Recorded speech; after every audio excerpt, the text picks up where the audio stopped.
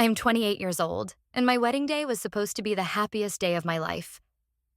It turned into the day my entire world fell apart. My fiancé, Mark, stood across from me. His eyes were full of a love I thought was real. The minister was speaking the words that would bind us together forever. I felt a sense of peace settle over me. Everything was perfect. The flowers, the music, the smiling faces of our friends and family. It was everything I had ever dreamed of. I squeezed Mark's hands, and he squeezed back. The minister turned to me. He asked if Clara, would take Mark to be my lawfully wedded husband. I opened my mouth to say, I do. It was the easiest yes of my life. The words were right on my tongue, ready to fly out and seal my future. But before I could speak, a voice cut through the air. It was sharp and loud and full of a strange kind of triumph. Stop this wedding. Every head in the church turned. My head turned too.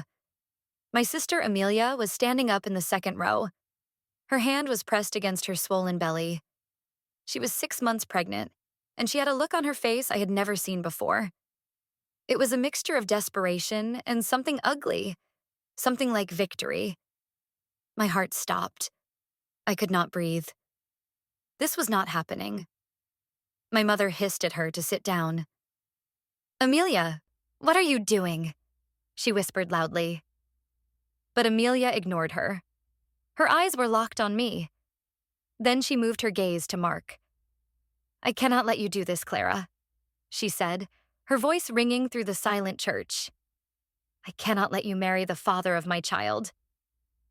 A collective gasp went through the room. The air turned thick and heavy. I felt all the blood drain from my face. I looked at Mark. His face was pale, a mask of shock and confusion. He let go of my hands. They fell to my sides, cold and limp. I looked back at my sister. Her expression was now one of fake sorrow. She looked like a martyr, a tragic heroine in a play she had written herself. What did you say? I whispered. The words barely came out. Amelia took a step into the aisle.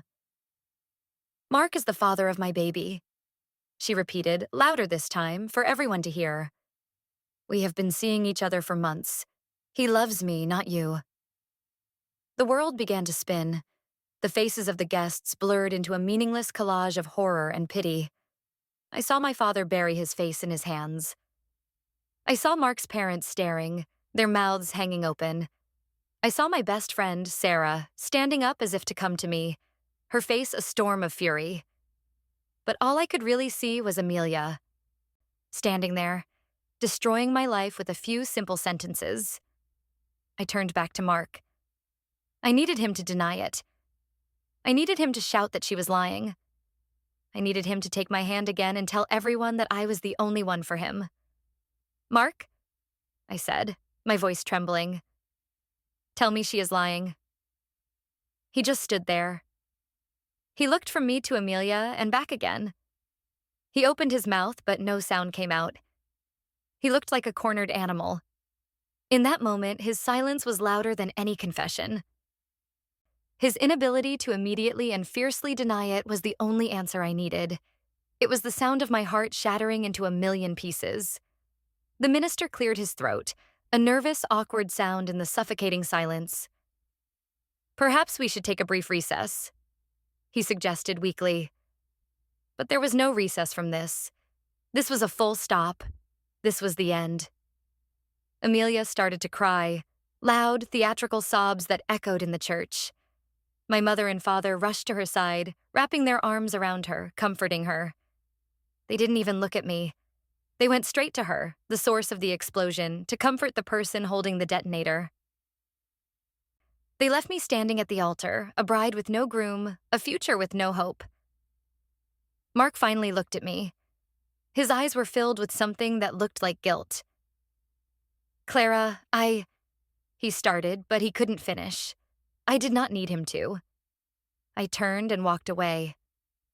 I walked past the shocked faces, past the whispers, past the ruins of my wedding. I did not run. I walked with a strange, numb calm.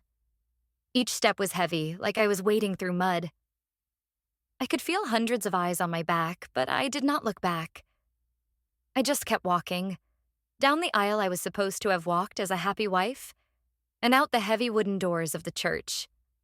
The bright sunlight hit me, and for a moment I was blind. Then my vision cleared, and I saw the world was still going on. Cars were driving by, people were walking on the sidewalk. It was just another day for them. For me, it was the end of everything. My best friend, Sarah, caught up with me on the church steps. "Clara, wait," she said, grabbing my arm gently. I stopped, but I did not turn to face her. "There is nothing to wait for," I said. My voice was flat, devoid of all emotion. "Do you believe her?" Sarah asked. "Do you believe Mark would do that?" I thought about his silence. I thought about the guilt in his eyes. I thought about my parents rushing to Amelia's side. "I do not know what to believe," I answered honestly, "but it does not matter. It is over." That was the moment the shock began to wear off, replaced by a cold, hard knot of anger in my stomach.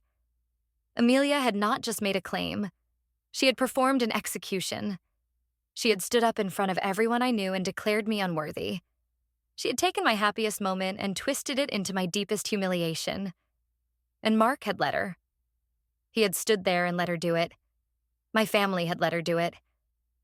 In their eyes, I was already the villain, or at least the obstacle, the person in the way of their new, tragic family story. Sarah put her arm around my shoulders. "Let's get you out of here," she said. Her voice was firm. "We will figure this out. I am with you." I let her lead me to her car. As we drove away, I finally looked back at the church. I saw Mark standing on the steps, surrounded by his parents who were gesturing wildly. I saw my own parents helping a still-sobbing Amelia into their car. They were all a part of it, a constellation of betrayal. I did not cry. Not yet. The tears were frozen inside me, waiting for a moment when I was truly alone. Right then, all I felt was a strange, chilling clarity. Something was wrong with this picture. Terribly wrong. And I was going to find out what it was. This was not just an affair. This was an assassination, and I would not let them bury me. We went back to my apartment, the one I was supposed to share with Mark starting that night. The silence in the car was heavy. Sarah kept glancing at me, her brow furrowed with worry. I just stared out the window, watching the familiar streets go by. They looked alien now, like part of a life that belonged to someone else. When we walked into the apartment, it felt like a museum of a dead relationship. There were boxes labeled Mark and Clara. A bottle of champagne sat on the counter, a gift from our realtor. A just married banner was draped clumsily over the doorway, put there by Sarah as a surprise. I walked over to the banner and tore it down. The paper ripped with a satisfying sound. I crumpled it into a ball and threw it into the empty trash can. "Clara," Sarah started softly. "I am okay," I said, though I was not. "I just need a minute." I went into the bedroom. My wedding dress was laid out on the bed, waiting for me to put it away. I had taken it off at the church in a small, stuffy room and changed into the simple dress I had planned to wear for our departure.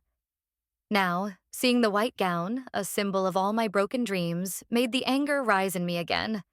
I picked up the phone. My hands were shaking, but my purpose was firm. I needed to talk to Mark. I needed to hear his voice. I needed an explanation, no matter how pathetic it was. I dialed his number. It rang once, twice, 3 times. He did not pick up. I called again, straight to voicemail. His mailbox was full. Of course it was. He was probably being bombarded with calls from everyone. Or he was screening them. Screening me. I threw my phone onto the bed in frustration. Sarah appeared in the doorway. "What are you doing?" she asked. "Trying to call him," I said, my voice tight. "He is not answering." "Maybe that is for the best right now," she suggested gently. "You need to breathe, Clara. You are in shock." I am not in shock, I snapped, then immediately regretted my tone. I am sorry, I am just angry. So angry I feel like I could scream. I felt my composure starting to crack. The numbness was fading and the pain was rushing in to take its place. It was a physical thing, an ache in my chest that made it hard to breathe. Then scream, Sarah said, coming to sit next to me on the bed. Scream, cry, throw something. Whatever you need to do, I am right here. And so I did. The tears I had been holding back finally came. They were hot and bitter. I cried for the future I had lost. I cried for the man I thought I knew. I cried for the family that had abandoned me at the altar. I sobbed into Sarah's shoulder, my body shaking with the force of my grief. It felt like a storm breaking inside me, a torrent of pain and betrayal that had been dammed up for too long. Sarah just held me, rubbing my back, not saying a word. She let me grieve. After what felt like an eternity, the tears subsided. I was left feeling empty and exhausted. I pulled away from Sarah and wiped my eyes. "Thank you," I whispered. "Anytime," she said. "Now let's think. What do we do next?" "I do not know," I admitted. "Part of me wants to pack a bag and leave town, just disappear." "And the other part?" she prompted. I looked at her, and a flicker of the cold resolve I had felt on the church steps returned. "The other part wants answers," I said. "This does not make sense, Sarah. Mark loved me, I know he did. And Amelia, she has always been jealous of me, but this is something else. This is monstrous." "I agree," Sarah said, her expression serious. "It feels planned. The timing was too perfect, too dramatic, like she wanted to cause the maximum amount of damage." "Exactly," I said, my mind starting to work again, pushing through the fog of pain. She did not just want to stop the wedding. She wanted to humiliate me. She wanted to destroy me in front of everyone. We sat in silence for a moment, the ugly truth of my sister's actions hanging in the air between us. My own sister. We had grown up together, shared a room, shared secrets. I had always tried to be a good big sister. I had helped her with her homework, listened to her problems, defended her against bullies. And this was how she repaid me. "Okay," Sarah said, her voice practical. "Let's break it down. What do we know for sure?" "We know Amelia is pregnant," I started. "And we know she claims Mark is the father." "And Mark did not deny it," Sarah added. "That is the part that is bothering me the most. Why would he just stand there and take it if it was not true?" "Fear?" I suggested. "Shock? Guilt over something else?" I was grasping at straws, trying to find any explanation other than the one that was staring me in the face. That the man I loved had been sleeping with my sister. "Maybe," Sarah conceded, but it looked like more than that. It looked like he was caught. A new wave of nausea rolled over me. "So you think it is true?" I said flatly. "I think it is possible," she said carefully, "but I also think it is possible that there is more to the story. We need more information. We cannot just rely on Amelia's word and Mark's silence." She was right. I could not let myself be paralyzed by grief. I had to be smart. I had to be strategic. This was not just a personal tragedy anymore. It was a puzzle, and I needed to find the missing pieces. "What about his phone?" Sarah asked. "Does he have an iPad or a laptop that is synced to his messages?" I shook my head. "No, he was always very private about his electronics. He said it was for work, but now—" I trailed off, the implication hanging in the air. "Okay, so direct access is out for now," Sarah said. "What about social media? Have you checked?" I had not even thought of it. The idea of looking at Facebook or Instagram felt absurd, but she had a point. I picked up my phone again, my fingers clumsy as I opened the apps. My feed was a nightmare. A few premature congratulations, posts from guests who had not yet heard the news, followed by a torrent of confused and shocked comments. I quickly closed the app, my stomach churning. Nothing there yet, I said. Just chaos. We need to get ahead of this. Clara, Sarah said. Right now, Amelia controls the narrative. She is the victim, the heartbroken woman forced to reveal a terrible secret. You are the woman who was callously dating the man who got her pregnant sister pregnant. That is how people will see it. She was right.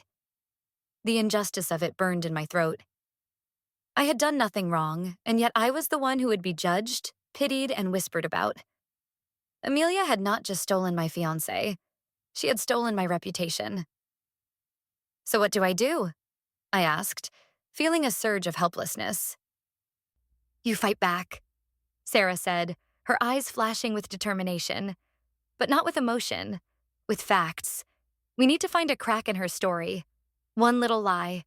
And then we pull on that thread until the whole thing unravels. Her words were like a lifeline. They gave me a purpose, a direction. I was not just a victim. I could be a detective in the mystery of my own ruined life. I took a deep breath, the first one that did not feel like it was laced with broken glass. Okay, I said, my voice stronger now. Where do we start? The first step was to try and get in touch with the key players. My attempts to call Mark had failed. He was clearly avoiding me. That left two other people, my sister and my parents. I dreaded calling any of them, but I knew I had to.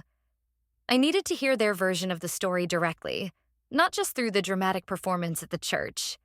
I decided to start with my mother. She had always been the more reasonable of my parents, or so I had thought. I found her number in my contacts and pressed the call button before I could lose my nerve. It rang once, and she picked up.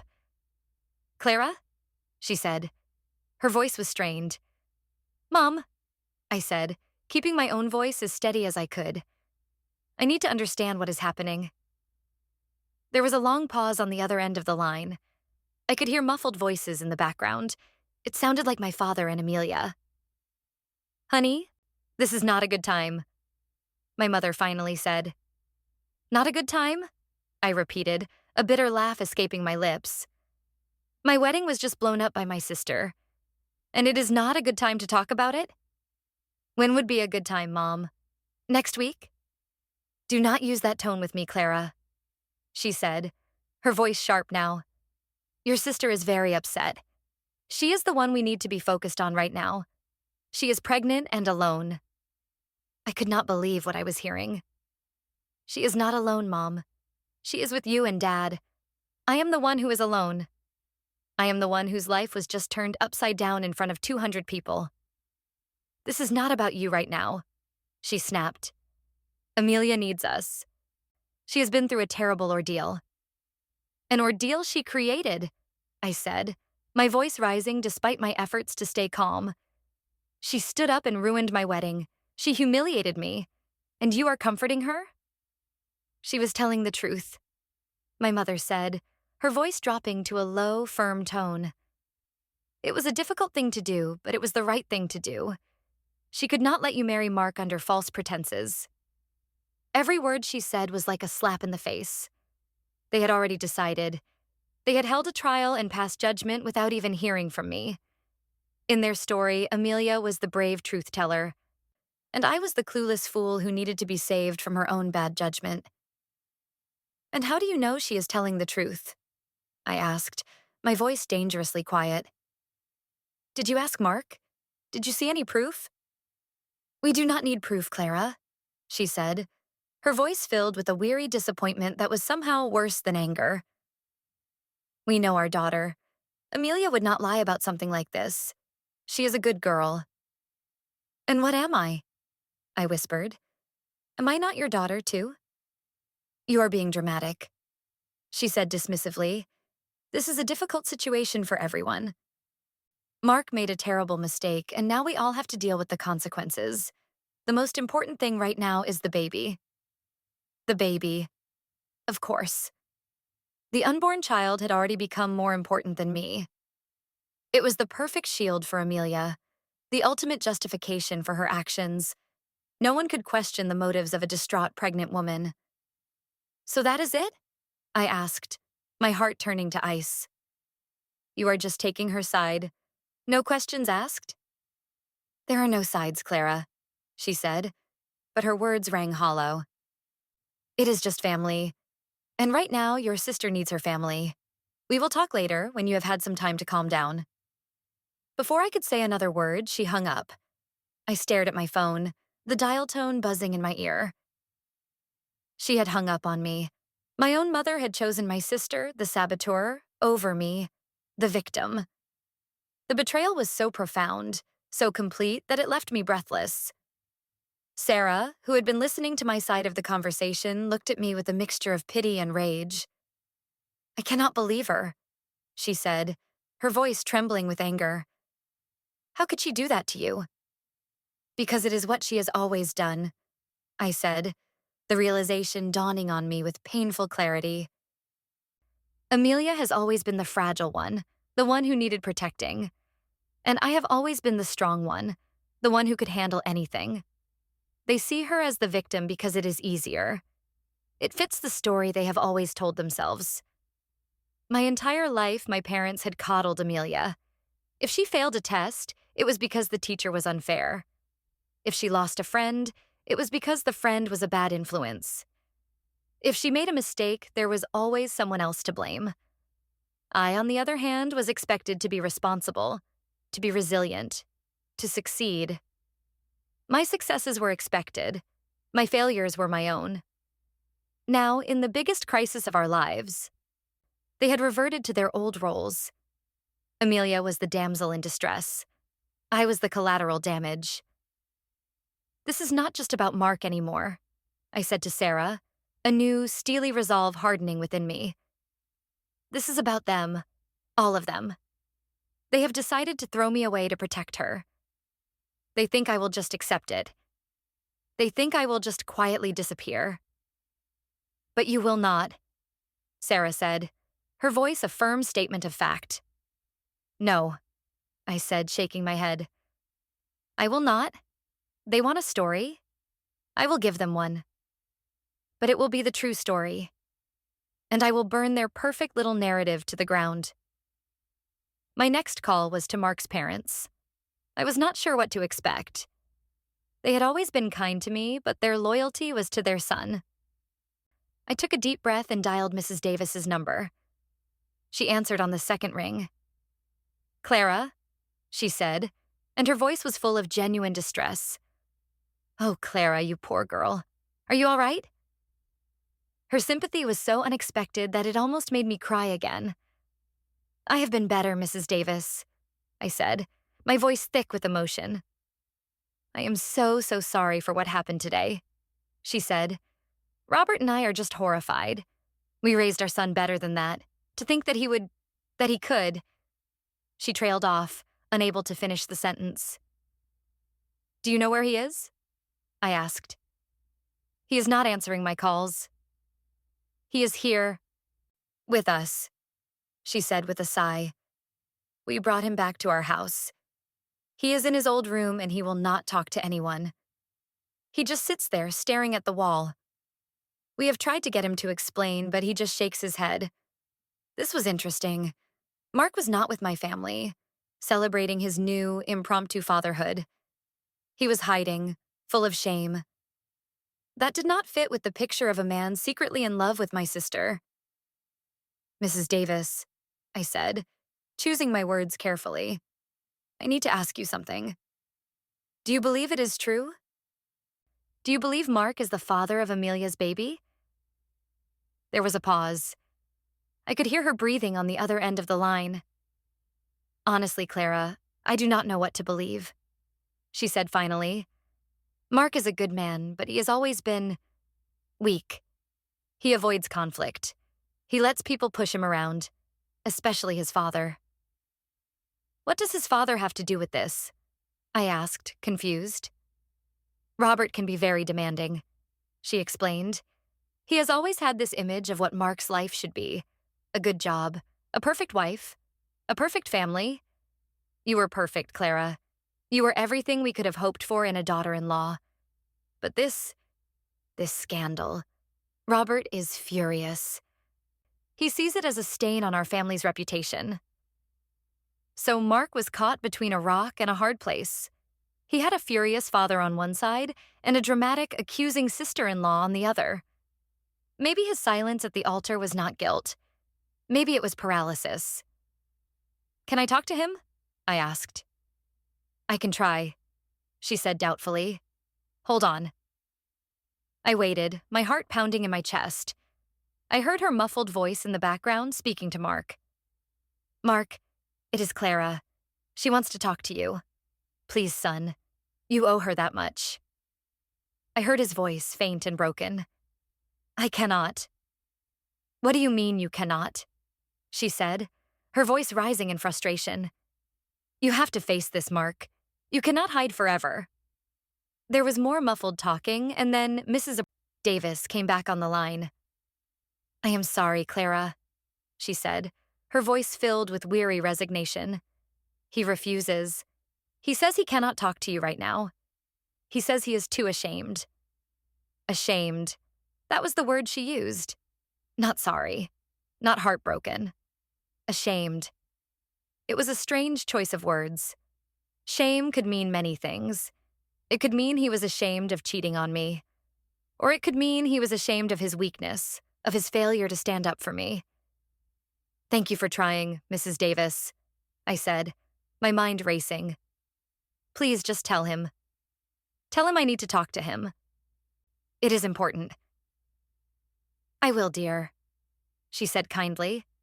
"And Clara? Do not let your family push you around. You are a strong young woman. Do not let them make you the villain in this story." Her words were another small gift, another piece of kindling for the fire of my resolve. She did not believe Amelia's story completely. She saw the cracks. She saw her son's weakness. She saw me. After I hung up, I relayed the conversation to Sarah. "So he is hiding," Sarah mused. "He is not with Amelia. He is hiding from everyone. And he is ashamed," I added. "That is what his mother said." "That is not the behavior of a man who is secretly in love with your sister," Sarah pointed out. "That is the behavior of a man who is trapped." "Trapped by what?" I asked. "A lie? Or a partial truth," Sarah suggested. "Maybe something happened between them. A single mistake. And Amelia is using it to blow up his life, and yours." "One mistake?" I said, the thought making me feel sick. "He slept with my sister, even once, and that is just a mistake?" "I am not defending him, Clara," Sarah said quickly. "If he did that, he is a scumbag, and you are better off without him." But it is a different story than the one Amelia is telling. She is not painting a picture of a one-night mistake. She is painting a picture of a long-term, secret love affair. She said he loves her, not you. Those are two very different scenarios. She was right. The narrative was crucial. A one-time betrayal was one thing. A calculated long-term affair with my own sister was another. The first was a weakness. The second was a monstrous conspiracy. "So what do I do now?" I asked. "Mark will not talk to me. My family has shut me out." "You go around them," Sarah said. "We need to find out more about Amelia's life. Who are her friends? Who has she been talking to? Where has she been going? The lie is somewhere in her life, not yours. We just have to find it." The idea of investigating my own sister felt strange and wrong, but what choice did I have? She had declared war on me. I had to fight back with the weapons she had left me: logic, reason, and a deep burning need for the truth. "Okay," I said, taking a deep breath. "Let's start with her friends. I know a few of them. Maybe one of them will talk to me." "It is a long shot," Sarah warned. "If Amelia has told them her side of the story, they will be loyal to her." "I have to try," I said. "I cannot just sit here and let them win." I spent the next hour scrolling through Amelia's social media, making a list of her closest friends. There were 3 main ones: Jessica, Lauren, and Chloe. I decided to start with Jessica. She had always seemed the most level-headed of the group. I found her number and sent her a text. Jessica, it is Clara. I know this is a strange request, but I really need to talk to you. It is about Amelia. I waited, my stomach in knots. For a few minutes, there was no reply. I was about to give up when my phone buzzed. It was a message from Jessica. I do not think that is a good idea, Clara. Amelia is really going through it right now. So she was already on guard. Amelia had gotten to her first. I decided to try a different approach. I am not trying to cause trouble, I typed back. I am just trying to understand. Everything happened so fast. I am just looking for some clarity. Another long pause. I could see the 3 little dots indicating she was typing, then they would disappear. She was struggling with what to say. Finally, a new message came through. I cannot talk on the phone, but I can meet you for coffee tomorrow morning. 10 o'clock, the grind. Come alone. It was a breakthrough. A small one, but it was something. She was willing to talk. That meant she had doubts. Or at least she was curious. I will be there. I replied immediately. Thank you. That night, I barely slept. I tossed and turned, my mind replaying the scene at the church over and over again. Amelia's triumphant face. Mark's shocked silence. My parents' betrayal. Every time I closed my eyes, I saw them. When I finally did drift off, my dreams were a chaotic mess of wedding dresses and crying babies and pointing fingers. I woke up feeling groggy and unrested, but also filled with a nervous energy. Today was the day I started to fight back. I got dressed, choosing my clothes carefully. I did not want to look like a victim. I wanted to look strong, composed. I put on a pair of dark jeans, a simple black sweater, and a leather jacket. I put my hair up in a neat ponytail and put on a little bit of makeup, enough to hide the dark circles under my eyes. When I looked in the mirror, I saw a stranger staring back at me. Her eyes were hard, her mouth set in a firm line. The soft, happy woman who had woken up yesterday morning was gone. In her place was a soldier getting ready for battle. Sarah was still asleep on the couch when I left. I wrote her a quick note, telling her where I was going, and slipped out of the apartment. The air outside was cool and crisp. It felt good on my skin. It helped to clear my head. I got to the grind a few minutes early. It was a small, cozy coffee shop, the kind of place where people had quiet conversations. I chose a table in the back corner, where we would not be easily overheard. I ordered a black coffee, my hands trembling slightly as I paid. Jessica arrived exactly at 10. She looked nervous, glancing around the coffee shop as if she was afraid of being seen. She was a pretty girl, with long blonde hair and wide, anxious eyes. She saw me and gave a small, hesitant wave. Hi, Clara, she said as she sat down. Thanks for meeting me. Thank you for coming, I said. I know this is awkward. Awkward does not even begin to cover it, she said with a wry smile. She ordered a latte from the waitress, and we sat in silence until it arrived. She took a long sip, as if fortifying herself for the conversation to come. So, she said, putting the cup down. What did you want to talk about? I want to know what Amelia has told you, I said directly. I decided there was no point in beating around the bush. I want to know her side of the story, from someone other than my mother. Jessica sighed and stirred her latte, avoiding my eyes. She told me what she said at the wedding, she said. That she and Mark have been seeing each other. That she fell in love with him. That she did not know how to tell you, and the guilt was eating her alive. She said she could not stand by and watch you marry him, knowing the truth. It was the same story my mother had told me. The brave, tragic heroine. It sounded so noble when you put it that way. And do you believe her? I asked, my voice soft. Jessica finally looked at me. Her eyes were full of conflict. I want to believe her, she said. She is my best friend, but... But what? I prompted, leaning forward. It does not add up, she admitted in a low voice. Amelia has been acting strange for months, secretive, anxious. I thought it was just the pregnancy. But now, I do not know. What kind of strange? I asked, my heart starting to beat faster. This was it. The first crack. She has been getting a lot of calls from a private number, Jessica said. She would always get jumpy when the phone rang, and she would run into another room to take the call.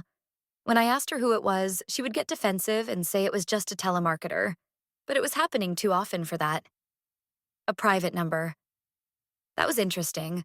Mark would not need to call her from a private number. He was family.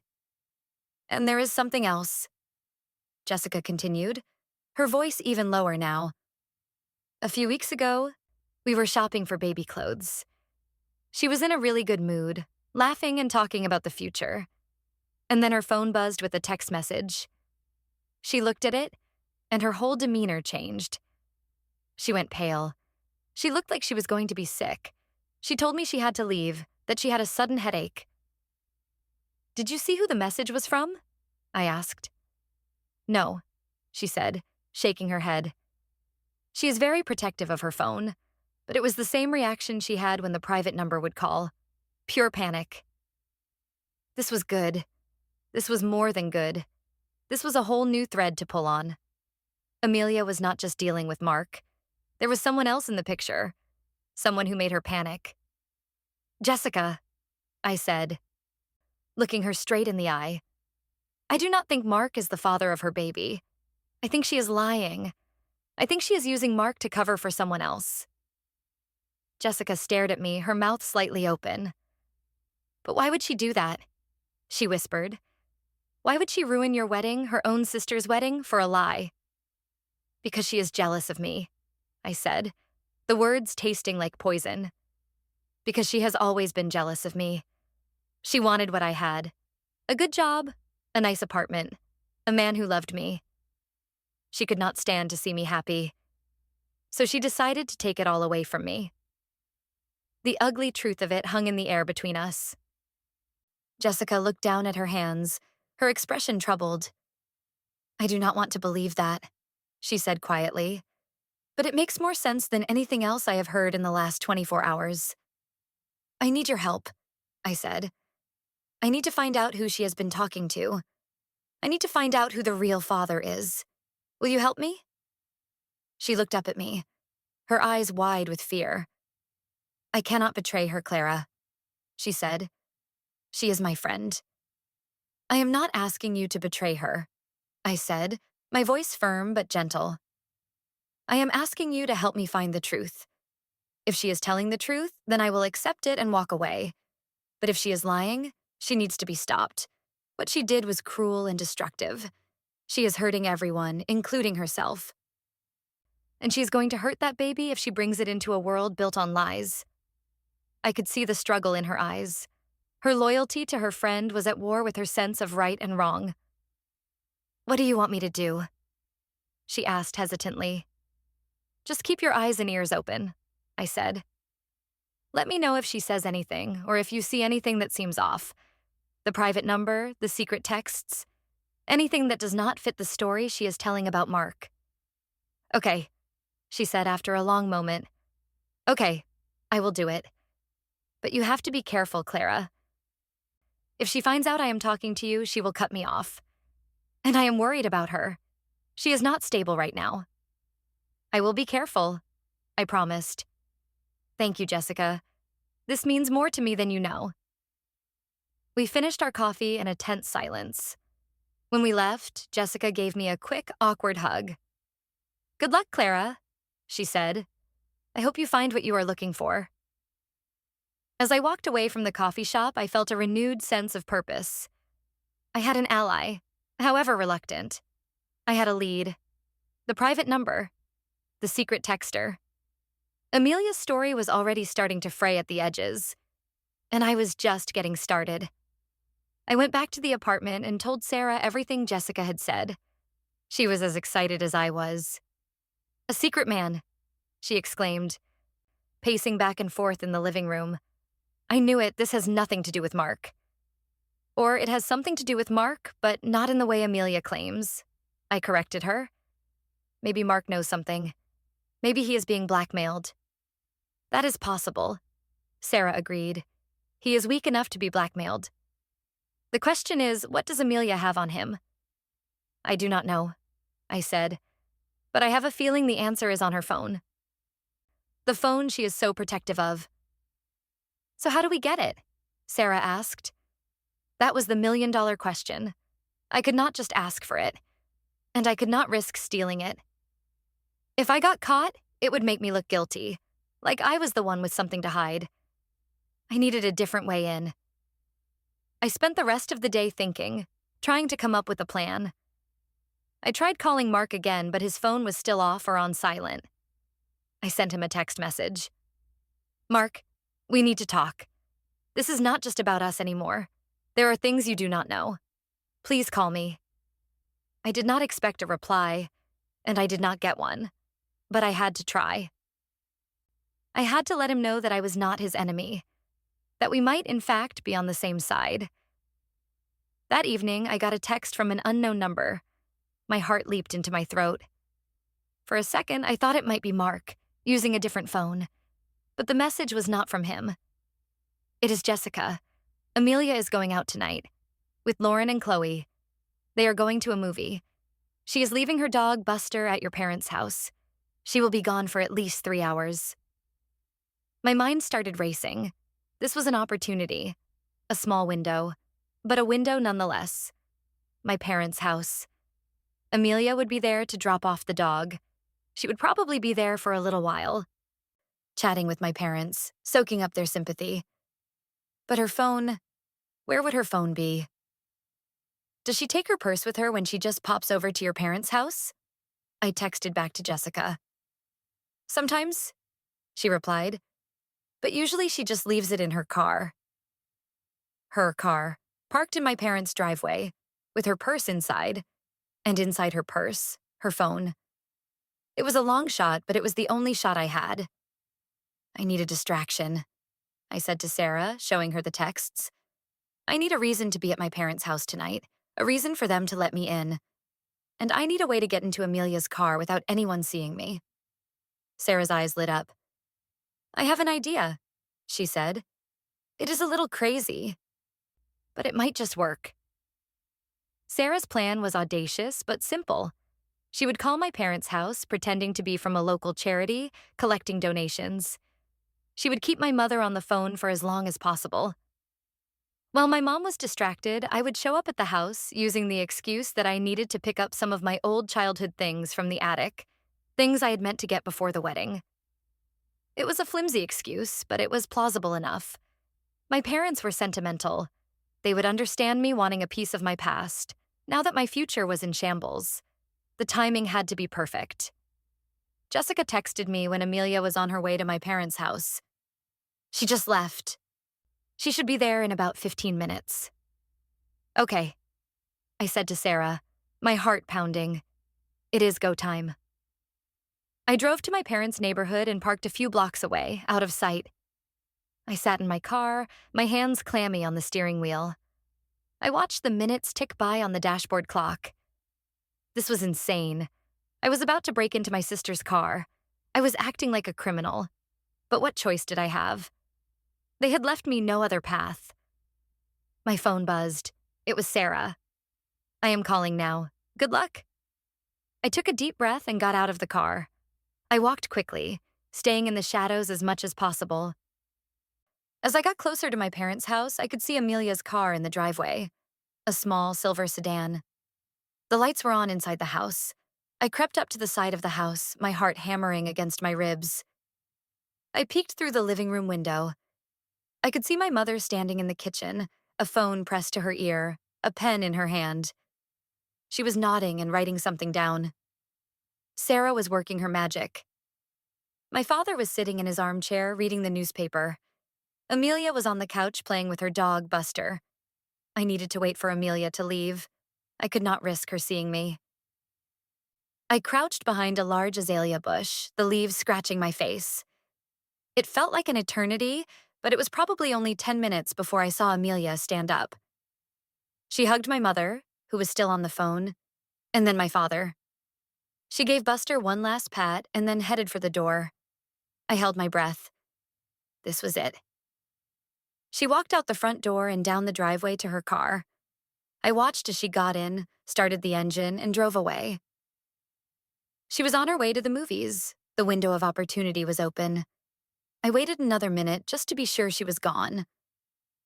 Then I walked up to the front door and rang the bell. I could hear my mother's voice, still on the phone. Yes, of course. That is a wonderful cause. Let me just get my credit card. My father opened the door. He looked surprised to see me. Clara, he said, his voice hesitant. What are you doing here? I need to get some things, I said, my voice steady. Some of my old photo albums from the attic. I needed to see them. I tried to look sad and lost, a daughter seeking comfort in nostalgia. It was not hard to pretend. He seemed to buy it. His expression softened with pity. Of course, sweetheart, he said, opening the door wider. Come in. Your mother is on the phone with some charity. I stepped inside. The house smelled the same as it always had, a mixture of my mother's potpourri and my father's pipe tobacco.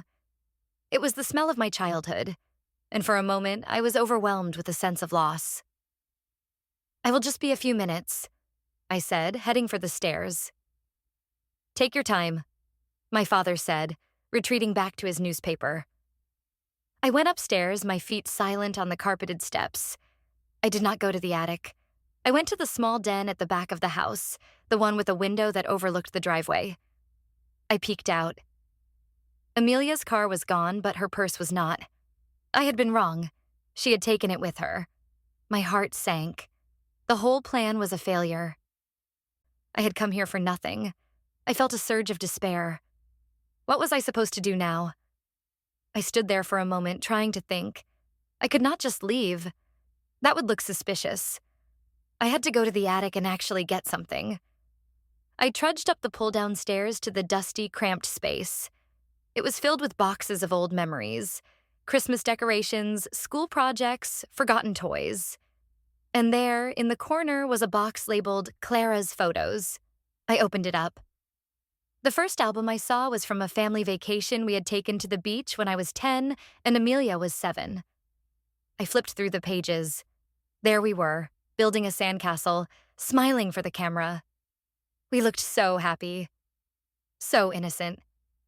What had happened to us? Where had all that love gone? As I was flipping through the album, something fell out from between the pages. It was a small, folded piece of paper. A note. I unfolded it. The handwriting was Amelia's, childish and loopy. Dear Clara, it read, I am sorry I broke your doll. I did not mean to. I was just mad because Mom and Dad bought you the pretty one and I got the ugly one. It is not fair.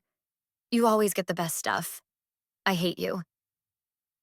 I stared at the note, my blood running cold. She was 7 years old when she wrote this. 7.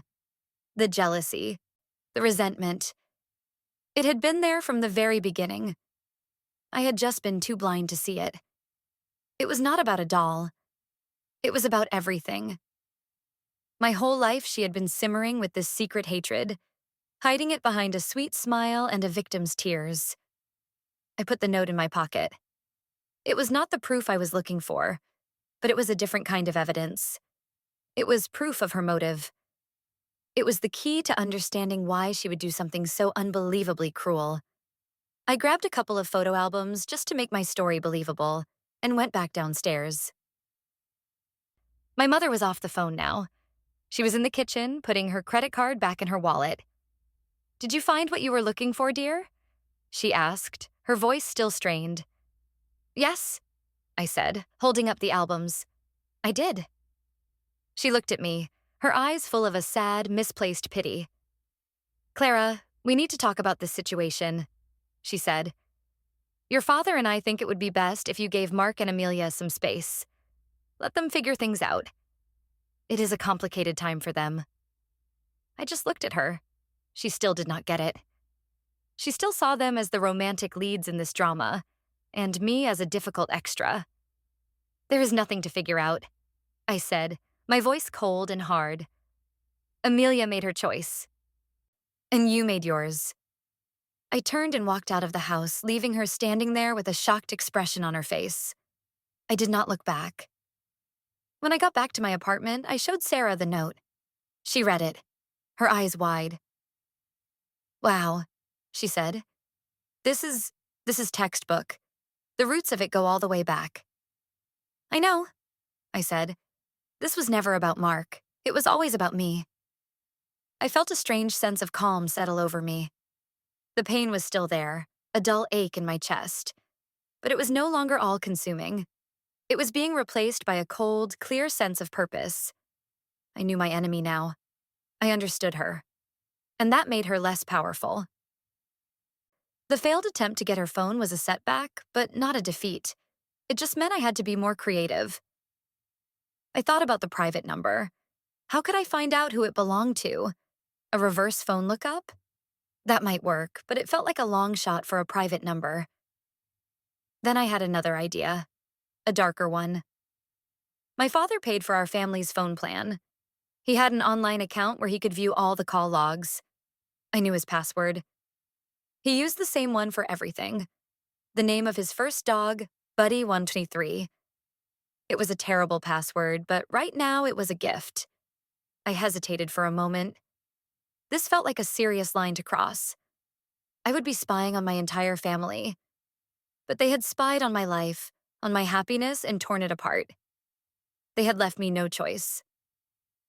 I am going in, I said to Sarah, opening my laptop. I went to the phone company's website and logged into my father's account. My hands were shaking. I felt a pang of guilt, but I pushed it down. This was necessary. I navigated to the usage details. I found Amelia's phone number and clicked on it. A detailed log of all her calls and texts appeared on the screen. My heart started to pound. I scrolled through the list, looking for a repeating number that was not familiar to me. Most of the calls were to my parents, Jessica, Lauren, and Chloe. But then I saw it. A number I did not recognize. It appeared over and over again, sometimes multiple times a day. And next to it, the duration of the calls. Some were short, just a minute or two. But others were long, 20 or 30 minutes. This had to be him, the secret man. But the number was not listed as private. Jessica must have been mistaken, or Amelia had lied to her about it. This was even better. A real number. I could trace it. I quickly wrote down the number. Then I went to her text message log. My stomach churned. It felt like an even greater violation of her privacy. But I had to know. I clicked on the link. The log loaded, showing the numbers she had texted and the number of messages sent and received. The same unknown number was there, with hundreds of messages exchanged. The phone company's website did not show the content of the messages, just the logs. But this was enough. This was the thread I needed to pull.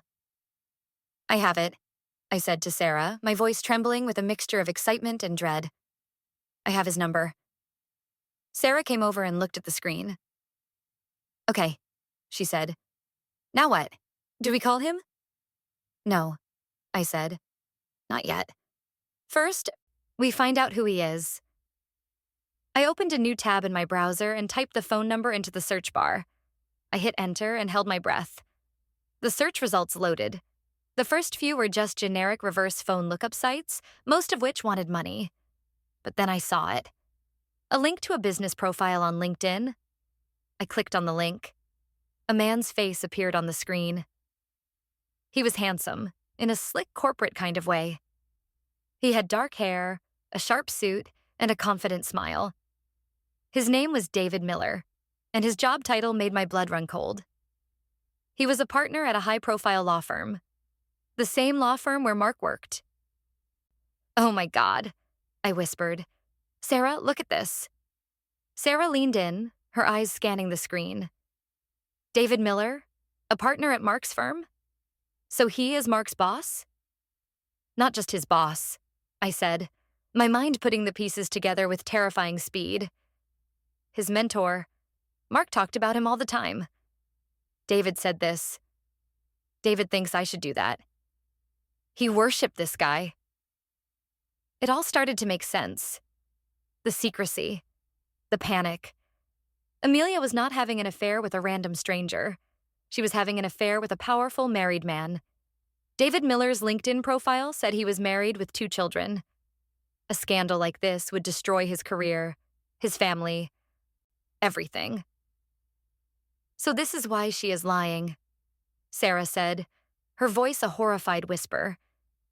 She cannot name David as the father. He is married, he is powerful. He would crush her. So she chose an easier target. A weaker target. Mark, I finished for her. She chose Mark. He works for David. He would be too afraid to defy him. If David told him to keep his mouth shut, he would. A wave of sick realization washed over me. Mark was not just a weak man who had been caught in a lie. He was a pawn in a much bigger, much dirtier game. He was being used by both Amelia and her powerful lover. His silence at the altar was not guilt. It was fear. Pure, abject fear. Fear of losing his job. Fear of angering the man who held his entire career in his hands. This is so much worse than I thought, I said, my voice shaking. This is not just jealousy. This is a conspiracy. Amelia and this David guy, they planned this. They decided to sacrifice Mark and me to protect themselves. The sheer evil of it was breathtaking. They had looked at my life, my love, my happiness, and decided it was an acceptable price to pay for their convenience. They had decided that my pain did not matter. So, what do we do now? Sarah asked, her face pale. We have the truth. But it is a dangerous truth. This David guy sounds like someone you do not want to mess with. She was right. I was just a regular person. He was a rich, powerful lawyer. If I accused him, he could ruin me. He could sue me for defamation. He could use his money and his connections to bury me. But what other choice did I have? Was I supposed to just let them get away with it? Was I supposed to let Amelia and David live their lives while mine lay in ruins? Was I supposed to let Mark be their silent scapegoat forever? No, I would not. I am going to expose them, I said, my voice ringing with a conviction that surprised even me. All of them. Amelia, David, and I am going to save Mark from them. Save him? Sarah asked, looking at me with surprise. After what he did, or rather, what he did not do. He was a coward, I said. He should have stood up for me. He should have told the truth, no matter the consequences. And I will never forgive him for that. But he does not deserve this. He does not deserve to be a human sacrifice on the altar of their selfishness. He is a victim too. A weak, pathetic victim, but a victim nonetheless. My anger at Mark was still there, but it was now tempered with a strange kind of pity. He was a puppet, and I was finally seeing the strings.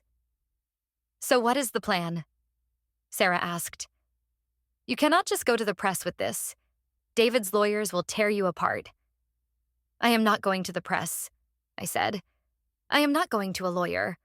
I am going to handle this myself. I am going to set a trap. And I am going to make them walk right into it. I needed more than just a phone number and a LinkedIn profile. I needed undeniable proof. Something that David Miller could not explain away.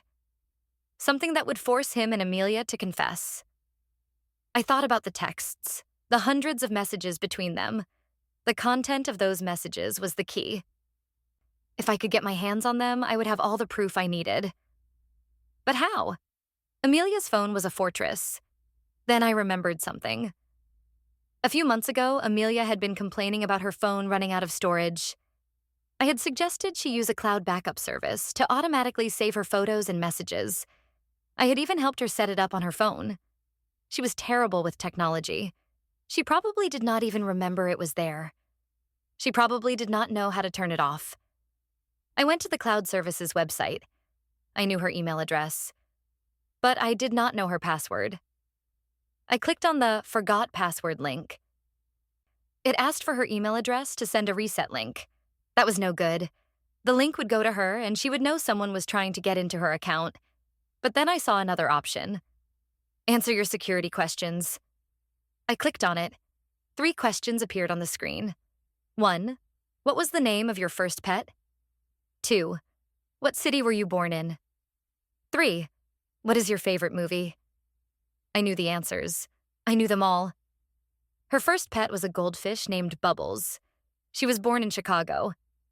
And her favorite movie, the one she had watched 100 times, was The Princess Bride. My fingers trembled as I typed in the answers. Bubbles. Chicago. The Princess Bride. I clicked submit. For a heart-stopping second, nothing happened. Then the screen changed. Password reset successful. Please enter your new password. I was in. I had done it. I had broken into her digital life. I quickly created a new password and logged into her account. And there it was. Her entire life backed up and laid bare. Photos, videos, call logs, and messages. I clicked on the messages folder. My hands were shaking so hard I could barely control the mouse. I found the message thread with David Miller's number. It went back for months. I started to read. The messages were everything I had expected and so much worse. They were filled with secret declarations of love, plans for clandestine meetings, and complaints about their respective partners. David complained about his wife. Amelia complained about her loneliness. But then I found the messages from around the time she must have gotten pregnant. Amelia. I am late. I am scared. David. Do not be scared. We will handle it. Get a test. A few days later. Amelia. It is positive. David, what are we going to do? Your wife, my family. I cannot do this alone. David. You are not alone. I am with you. We need a plan. We need to be smart about this. The messages over the next few weeks were a horrifying chronicle of their conspiracy. They debated their options. They knew they could not come forward with the truth. David's career and family were on the line. Then came the message that made my stomach drop. David, I have an idea. It is drastic, but it might be the only way. What about Mark? Amelia. Mark? Your Mark? What about him? David. He is weak. He is terrified of me. He will do what I say. If we tell everyone he is the father, he will not deny it. I will make sure of it. Amelia. But Clara, my sister, it will destroy her. David. Clara is strong. She will survive. It is either her temporary pain or our permanent ruin. What other choice do we have? I will tell Mark that if he breathes a word of this, his career is over. I will make sure he never works in this town again. He will keep quiet. There was a long pause in the conversation. Hours went by. Then a single message from Amelia. Amelia. Okay, let's do it. I felt a wave of nausea so intense I had to push my chair back from the desk and take deep breaths. It was all there, in black and white. A cold, calculated plot to ruin my life and use Mark as a human shield. They had discussed my pain as a necessary, acceptable cost. Clara is strong. She will survive. The casual cruelty of it was staggering. I saved the entire message thread. I downloaded it as a PDF. I emailed it to myself. I sent a copy to Sarah. I made a backup on a flash drive. I had the smoking gun. I had the bomb. Now, I just had to decide when and where to detonate it. I did not want to just send the messages to David's wife or to the partners at the law firm. That was too simple, too clean. They deserved more than just a quiet implosion. They deserved a public reckoning. They had humiliated me in public. I would return the favor. I thought about the plan Sarah and I had discussed.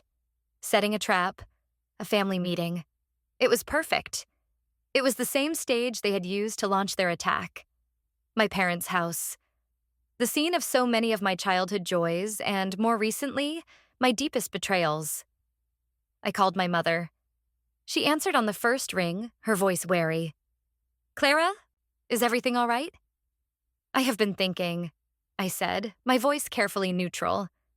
You were right. This is a difficult situation for everyone, and fighting is not helping.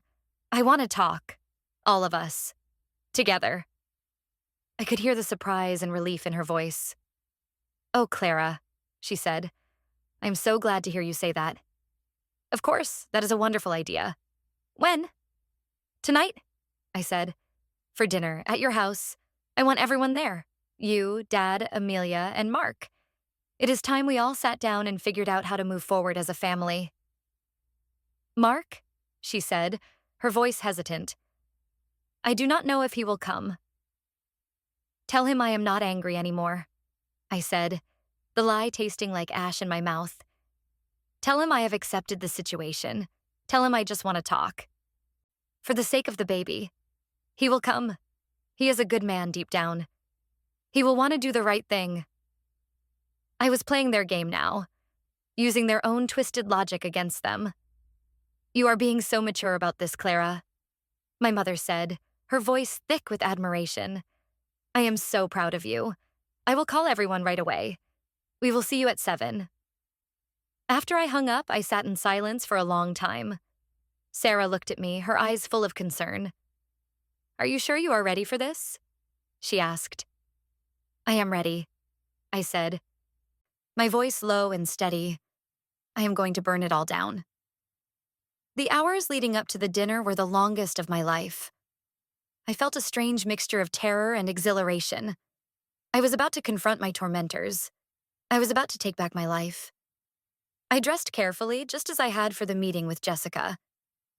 I chose a simple, elegant dark blue dress. It was a power color. It made me feel strong. I did my hair and makeup with meticulous care. I wanted to look calm, collected, untouchable. I was not the hysterical, jilted bride. I was the arbiter of justice. Sarah gave me a hug before I left. "You are the strongest person I know," she said. "Do not forget that." "I will not," I said. I had a small, sleek tablet in my purse. On it was the PDF of the text messages, my weapon. When I arrived at my parents' house, the scene was just as I had imagined. My mother greeted me at the door with a warm, relieved hug. "I am so glad you are here," she whispered. My father gave me an awkward pat on the shoulder. "This is the right thing to do, Clara," he said gruffly. Amelia was sitting on the couch looking smug. She was wearing a soft, flowing maternity dress, her hands resting protectively on her stomach. She was the picture of beatific motherhood. The sight of her made my blood boil, but I kept my expression neutral. "Hello, Amelia," I said, my voice even. "Clara?" she said, giving me a small, condescending smile. "I am so glad you decided to be reasonable about this." Reasonable. That was what they called it when you agreed to be their doormat. Then Mark arrived. He looked terrible. He had dark circles under his eyes, and he had lost weight. He could not look at me. He just stared at the floor, his hands shoved in his pockets. He looked like a man being led to his own execution. In a way, he was. We all sat down at the dinner table. My mother had made a roast, the kind of meal she always made for special occasions. The irony was suffocating.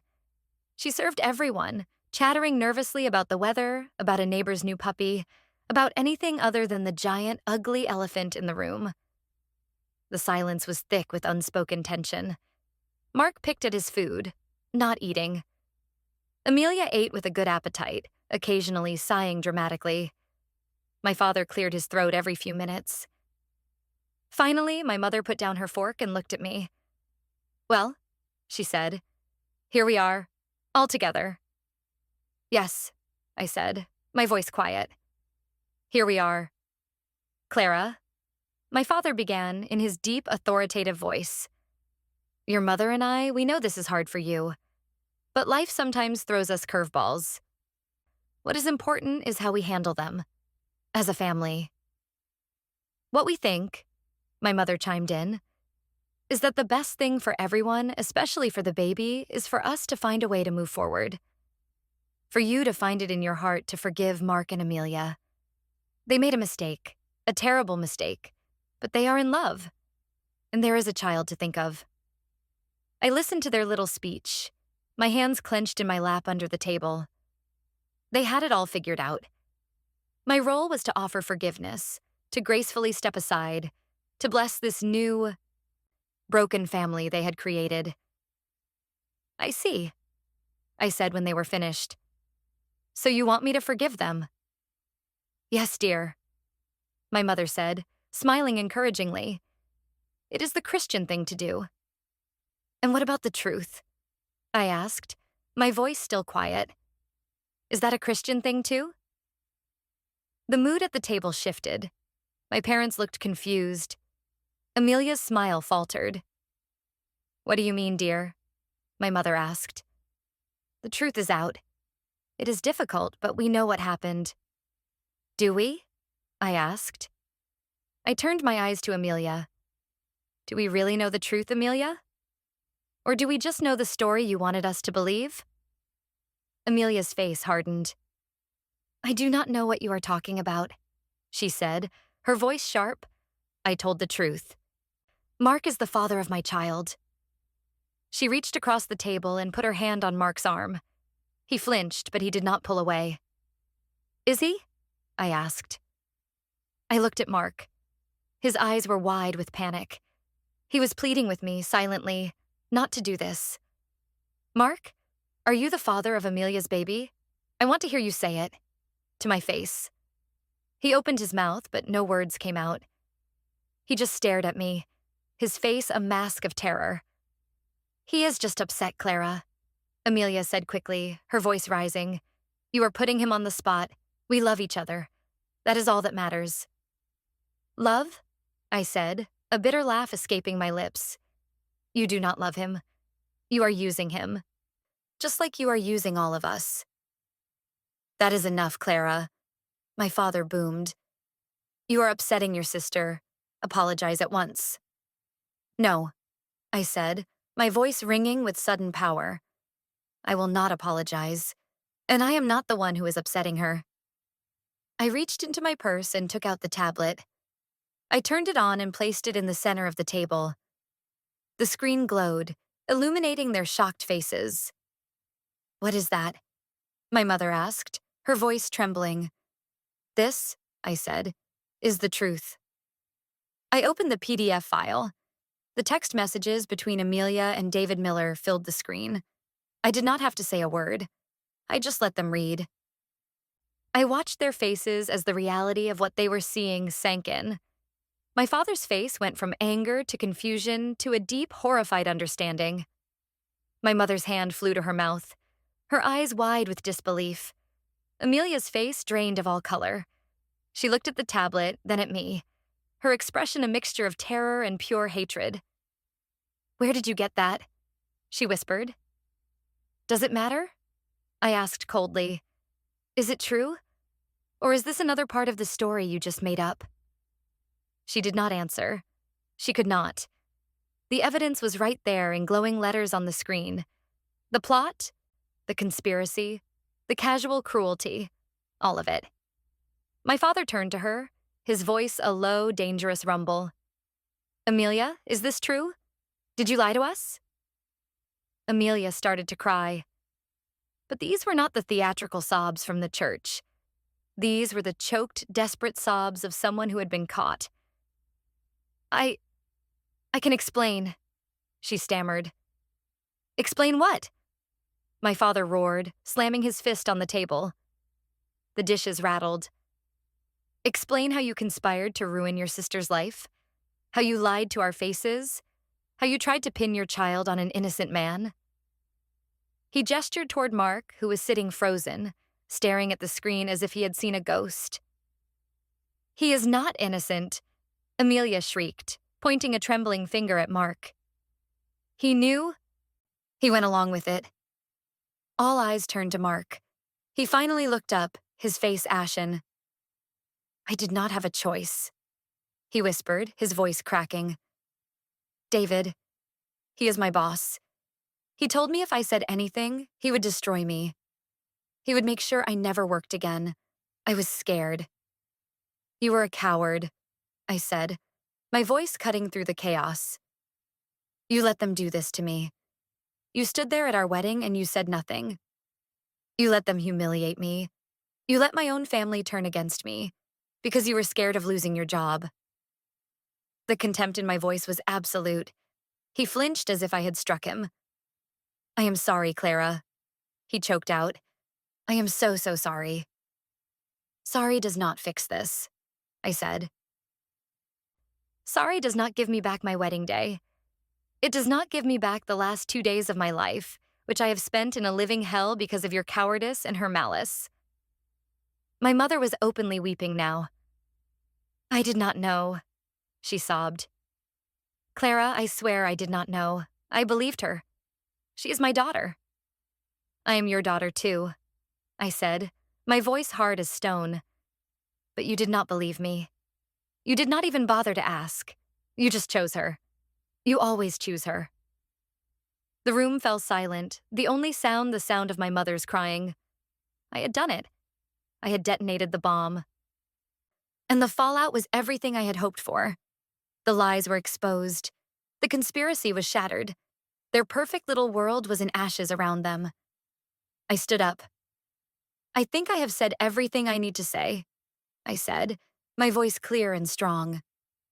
I am done with all of you. I looked at my parents. You have a choice to make. You can continue to enable this monster, I said, gesturing to Amelia, or you can start trying to earn back my respect. But I am not holding my breath. I looked at Mark. We are over, and not because you cheated on me, but because you are weak, because you have no honor. I would never want to be with a man who would sell my happiness for his own security. You are not a man. You are a ghost. And finally, I looked at Amelia. She was staring at me, her face a mess of tears and makeup, her eyes burning with a hatred so pure it was almost beautiful. You won, she spat. Are you happy now? You have ruined my life. No, Amelia, I said, a cold, calm smile touching my lips for the first time in days. You ruined your own life. I just turned on the lights so everyone could see you do it. I turned and walked out of the dining room. I did not look back. I walked through the house, past the family photos on the walls, pictures of a happy family that had never really existed. I opened the front door and stepped out into the cool night air. I had done it. I had faced them all, and I had won. But I did not feel the elation I had expected. I just felt empty. The battle was over, but the war had left its scars. I got in my car and drove away. I did not go back to my apartment. I just drove, with no destination in mind. I needed to be alone. I needed to process what had just happened. I had exposed the truth. I had gotten my revenge. But what now? My family was broken. The man I had loved was a stranger to me. My life was a blank slate. As I was driving, my phone rang. It was Sarah. How did it go? She asked, her voice anxious. I did it, I said, my voice hoarse. I told them everything. And? It was a bloodbath, I said. They know the truth now. All of it. Are you okay? She asked gently. I do not know, I admitted. I feel numb. Where are you? She asked. Come home. We will order pizza and watch a stupid movie. You do not have to be alone tonight. Her kindness was a balm on my raw nerves.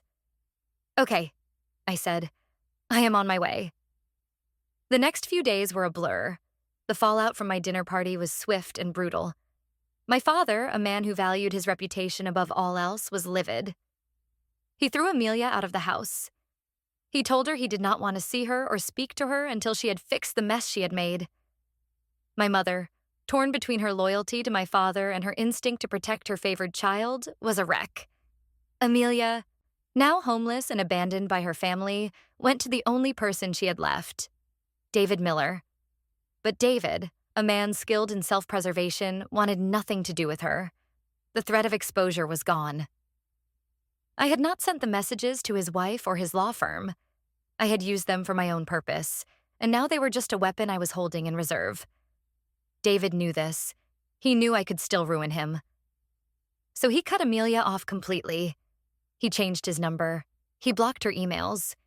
He told her if she ever contacted him again, he would get a restraining order.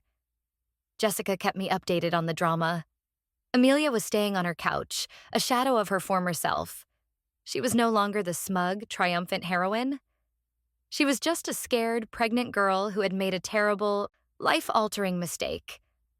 Part of me should have felt sorry for her, but I did not. She had sown the wind, and now she was reaping the whirlwind. As for Mark, his fate was just as grim. His parents, horrified by his cowardice and his role in the deception, were deeply disappointed in him. His father, Robert, had apparently given him a lecture about honor and integrity that had left him in tears. The day after the dinner, Mark resigned from his job. He could not face David. He could not face the whispers and the stares that were sure to follow. He was unemployed, disgraced, and alone. He tried to call me a few times. He left long, rambling voicemails full of apologies and self-loathing. He said he had loved me. He said he had been a fool. He begged me to give him another chance. I deleted the messages without listening to them all the way through. There was nothing he could say that would change anything. The trust was gone, shattered beyond repair. A week after the dinner, I got a call from an unexpected source. David Miller's wife, Catherine. My blood ran cold when I saw her name on the caller ID. Had he confessed? Had she found out some other way? "Hello?" I said, my voice cautious. "Clara? This is Catherine Miller," she said. Her voice was calm and professional. "I know this is a strange call. I hope I am not disturbing you." "No, not at all," I said, my mind racing. "How can I help you?" "I am calling about Mark," she said. "I understand he is no longer with the firm. My husband is very concerned about him. He said Mark was a promising young lawyer, and he is worried that this personal situation has derailed his career." I could not believe the audacity. She was calling me, pretending to be the concerned wife of a caring boss. Did she know? Or was she just as clueless as I had been? "The situation is complicated," I said carefully. "So I have gathered," she said. "David told me about the terrible scene at your wedding, with your sister. It sounds just awful. I am so sorry you had to go through that." So he had told her a version of the story, the official version, the one where Amelia was a hysterical woman who had made a false accusation. He was protecting himself, of course. "Thank you," I said. "The reason I am calling," she continued, "is that I run a nonprofit organization that provides legal aid to low-income families. We are looking for a new junior associate. It is not as glamorous as corporate law, but it is meaningful work." David thought of Mark immediately. He thought it might be a good change of pace for him, a way to get back on his feet. I was speechless. They were trying to clean up their mess. They were trying to find a place for their discarded pawn, to ease their own consciences. They wanted to give Mark a new job, a new purpose, so that he would stay quiet and not cause them any more trouble. "That is very generous of you," I said, my voice tight. "We think he would be a good fit," she said brightly. "Would you be able to pass along the message to him?" "I do not have his new contact information." "I am not in contact with Mark anymore," I said, my voice cold. "Oh," she said, a flicker of surprise in her voice. "Oh, I see. Well, if you do happen to speak with him, please let him know. We would love to hear from him." She gave me her contact information and then hung up. I sat there fuming. The arrogance. The hypocrisy. They thought they could just manage this situation, move the pieces around on the board until everything was neat and tidy again. I did not pass the message along to Mark. It was not my job to help him. He had to find his own way out of the hole he had dug for himself. A few days later, my mother called me. She was crying. "Clara, please," she begged. Can we just talk? Your father is miserable. The house is so quiet. I miss you. I miss the mother I thought I had, I said, my voice unforgiving. The one who I thought loved me as much as she loved Amelia. I do love you, she sobbed. I made a mistake. A terrible, terrible mistake. I was blind. Please, just give me a chance to make it right. I thought about it for a long moment. My anger was still there. A hot coal in my chest. But underneath it, there was a flicker of something else. A deep, aching sadness. She was my mother. Despite everything, I still loved her. Okay, I said, my voice softening slightly. We can talk. But things are going to be different now. There are going to be new rules. We met for lunch a few days later. It was awkward and painful. She cried a lot. She apologized over and over again. I did not offer her easy forgiveness. I just listened. I have been going to therapy, she told me, to try and understand why I did what I did, why I have always enabled Amelia. And what have you learned? I asked. That I was afraid, she admitted. Amelia has always been so volatile, so fragile. I was always afraid that if I did not protect her, she would fall apart completely. And you have always been so strong, so capable. I took your strength for granted. I thought you did not need me. I did need you, I said, my voice thick with unshed tears. I needed you that day. I needed you to stand by me, and you walked away. I know, she whispered, her own tears falling freely now. And I will spend the rest of my life regretting it. But I want to change, Clara. I want to be the mother you deserve. It was a start, a small, fragile start, but it was more than I had expected. I did not know if our relationship could ever be what it once was. The trust had been broken too badly, but maybe over time we could build something new, something more honest. I did not see my father. He was too proud, too ashamed to face me. He sent me a short, stilted email apologizing for his lack of judgment. It was not much, but from him it was the equivalent of a Shakespearean sonnet. Life slowly began to find a new normal. I moved out of the apartment I was supposed to share with Mark and found a new place, just for me. It was smaller, but it was mine. I filled it with new furniture, new art, new memories. I focused on my work. I reconnected with friends I had neglected during my all-consuming relationship with Mark. I went on the honeymoon by myself. I had canceled most of the reservations, but the flights and the first hotel were non-refundable. So I went.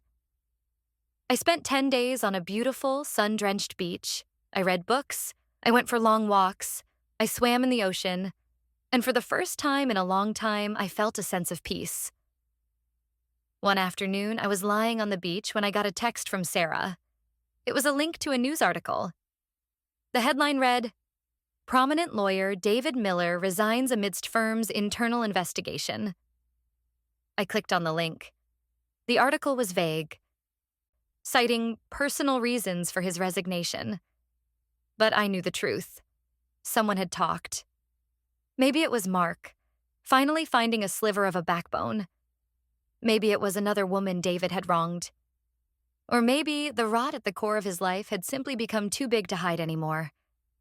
Whatever the reason, he was finished. His perfect life was in tatters. I thought about Catherine Miller, his perfectly composed wife. I wondered if she knew now. I wondered if she was still trying to manage the situation. A part of me, the dark, vengeful part, hoped she was miserable. But mostly I just felt a sense of weary closure. The final piece of the puzzle had fallen into place. The villains of my story had all met their downfall. Amelia ended up moving to a different state to live with a distant aunt. She had the baby, a little boy. I heard through the grapevine that she was struggling, working a low-wage job and raising a child on her own. She had tried to get child support from David, but without a DNA test, which he refused to take, she had no case. She was living the life she had so carelessly tried to foist upon me and Mark. I never saw her again. I never met her son. That part of my life was over. I had cut it out like a cancer. A few months after I got back from my trip, I was having coffee with Sarah. I was telling her about a new project at work, about a pottery class I had started taking. I was laughing, and I realized with a sudden jolt that I was happy. Genuinely happy. The pain was still there, a faint scar on my heart, but it no longer defined me. You know, Sarah said, looking at me with a smile, I have not seen you look this relaxed in years, even before all of this. She was right. My relationship with Mark, my role in my family, it had all been a performance. I had been playing the part of the perfect girlfriend, the perfect daughter, the perfect sister. I had been so focused on keeping everyone else happy that I had forgotten about myself. The destruction of that life had been brutal, but it had also been a liberation. I was free now. Free to be myself. Free to build a life that was truly my own, on my own terms. As we were leaving the coffee shop, my phone buzzed. It was a text from my mother. Thinking of you. Hope you are having a good day. Love you. I smiled and texted back. Having a great day. Love you too. Our relationship was still a work in progress. It was fragile and new, but it was real. And for the first time, it felt like enough. I had walked through fire. I had been betrayed, humiliated, and abandoned. But I had survived. I had fought back. I had won. And in the end, I had found something far more valuable than a perfect wedding or a perfect family. I had found myself. And I was stronger than I had ever imagined. The scars were a reminder not of what I had lost, but of what I had overcome. They were a testament to my resilience. They were a map of my journey back to myself. And for that, in a strange and twisted way, I was grateful. The story was over. My story was just beginning.